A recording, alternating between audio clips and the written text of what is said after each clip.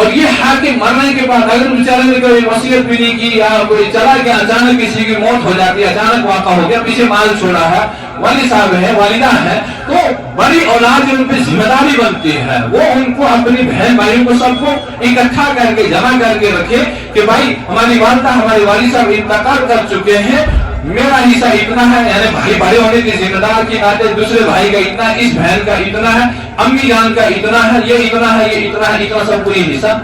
مل رہا ہے۔ مگر اس میں بڑی کوتاہی یہ ہوتی ہے، اس میں بڑے بڑے اچھے متقی اور پرہیزگار جو لوگ ہیں نا وہ بھی اس کو نہیں سمجھ پا رہے ہیں، اس مال کو خود ہی ہڑپ کر کے بیٹھ جاتے ہیں، یتیموں کا مال ہو یا اپنے اس رشتہ دار کا مال ہے۔ میں نے اس میں پہلے بھی عرض کی ہے، حتیٰ کہ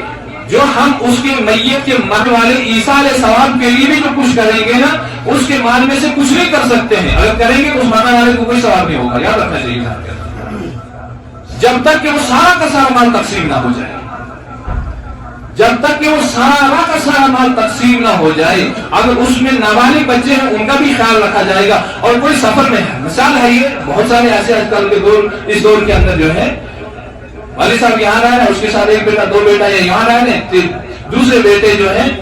پلٹا پھرتے باہر کسی ملک میں اپنی زندگی بسر جائے، تجارت کے لحاظ سے کسی اور لحاظ سے۔ اب یہ نہیں ہے کہ بیچارہ باہر سعودی عرب میں رہ رہا ہے اور والد یہاں رہ رہے، وہ بیچارہ وہاں ہے، یہ یہاں ہے، اس کا حصہ ختم ہو گیا، نہیں ختم ہوا ہے، نہیں حصہ ختم ہوا ہے، اس کا حصہ لینا پڑے گا، وہ جہاں بھی ہے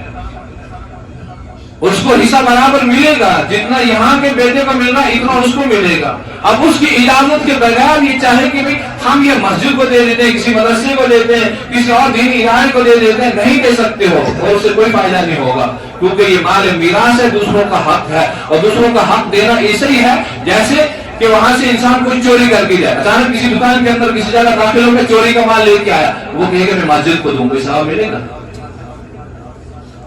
چوری کا مال چور چرا کے لائے اور یہ کہے کہ ابھی میں چوری کے مال کو اپنے والدین کے ایصال ثواب کے لیے چائے پلا رہا ہوں، اب اس ایصال ثواب کے لیے مسجد کو دے رہا ہوں، اس ایصال ثواب کے لیے مدرسے کو دے رہا ہوں، ہرگز نہیں دے سکتا ہے۔ جیسے وہ چوری کا مال ہے اسی طرح ہی دوسرے کا حق ہے، یہ حق جو ہے جب تک اس حقدار کو نہ مل جائے تب تک اس مال کو نہیں دے سکتے ہو۔ بہت کم ان مسائل پہ بات ہوتی ہے اور بہت کم ان مسئلوں پہ انسان یہ سوچتا ہے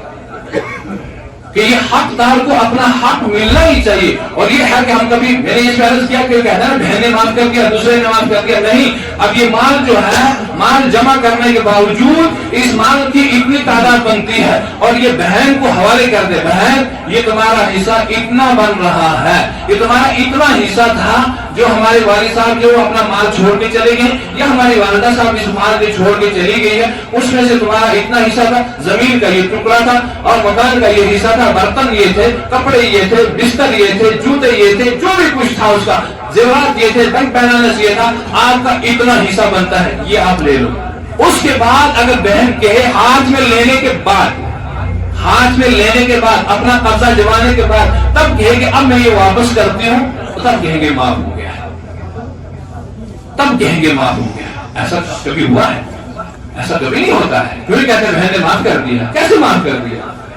وہ تو بیچاری ڈر کے مارے معاف کر رہی ہے، اس لیے کہ بھائی مجھے کل آنے نہیں دے گا، کل بھائی میرا رشتہ الگ کر دے گا، رشتہ ہی کاٹ دے گا، اس لیے کس نے مجھ سے حصہ کیوں مانگ لیا، میں اس کو کچھ نہیں دوں گا۔ وہ تو اس ڈر کے مارے بیچارے سے کہہ دیا کہ میں آپ کو حصہ نہیں دوں گی، ورنہ تو شریعت کا یہ حکم تھا کہ پہلے اس کے حوالے کیا جائے، اس کو اس پہ قبضہ کرایا جائے کہ اب یہ تیرا مال ہے، اب تم چاہے۔